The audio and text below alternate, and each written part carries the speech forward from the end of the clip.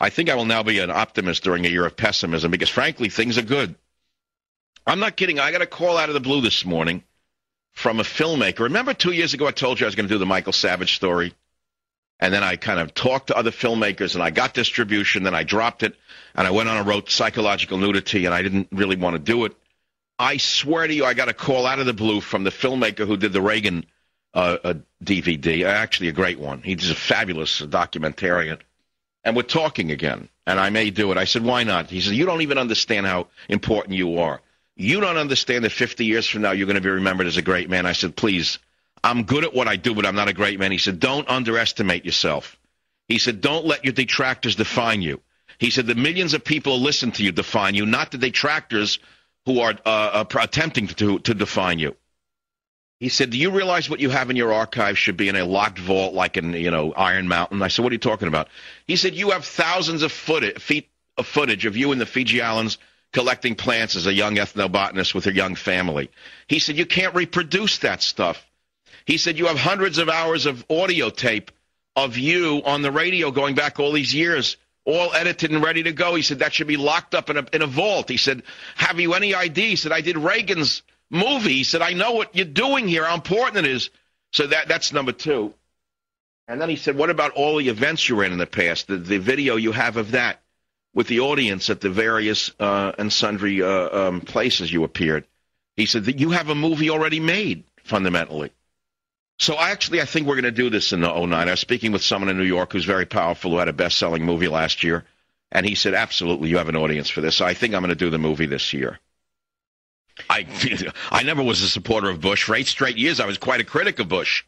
So don't tell me I was a supporter of Bush. I'm not Sean Hannity, and I'm not Rush Limbaugh. Don't put me in the same bucket with them. That's the bucket list over there, I mean, they're nice guys. I wish them well. I'm glad they do a good job 80% of the time. But they carry the water for the Republican Party, and I don't. I never have. 80% of the time they're on the right side of things. I can't say the same thing for the weasel Leprechaun. That's why you threw him off the radio. I couldn't believe it. Last night, the Leprechaun actually had Geert Wilders on, and he attacked him. He took the side of radical Islamists. He took the side of gay marriage, and he calls himself a conservative. But then again, that's why News Corp is dying. That's why News Corp is going out of business, because of leprechauns. You can fool some of the people some of the time, Bill. And, Bill, you can fool some of the people all of the time, Bill. But, Bill, you can't fool all of the people all of the time. Now, I don't know what your father told you when you were a little boy growing up, but I didn't go to Harvard, Bill. I went to Queens College, then I got a master's degree in Hawaii, then another master's degree in Hawaii, then I earned my PhD at the University of California at Berkeley. It was published as a book, Bill. I worked very hard for my actual credentials, Bill. And you are an educated man, and you should know better. That's why I'm addressing this to you, because you're such a disappointment, Bill. But the fact of the matter is, on the streets in New York, my dad would walk with me and talk with me. We'd walk and we'd talk. We'd walk and we'd talk. That's how a father raised his son. Walk and talk. Walk and talk. Walk and talk. Walk and talk. Actions speak louder than words. He never robbed anybody in his little store.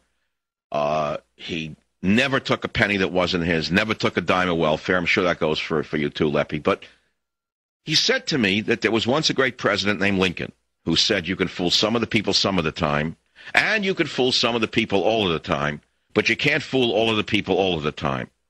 And that's why News Corporation seems to be faltering right now, because they've tried to fool all of the people all of the time with the idea that they are really true conservatives, when the true conservatives know the real McCoy.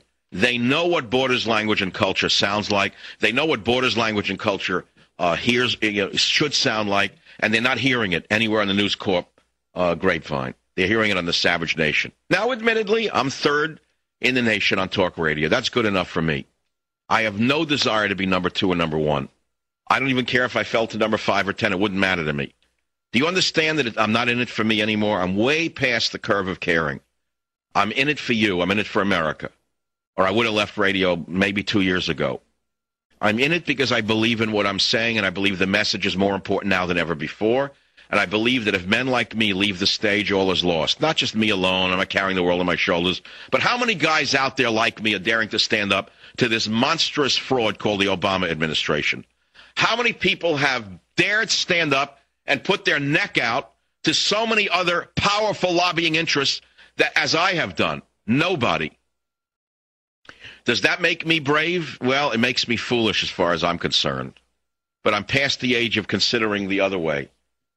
I'm way past the age of considering the other way. At this point, I fear only God. And as far as I know, somebody up there likes me, and I'm going to continue to appeal to that audience in the sky.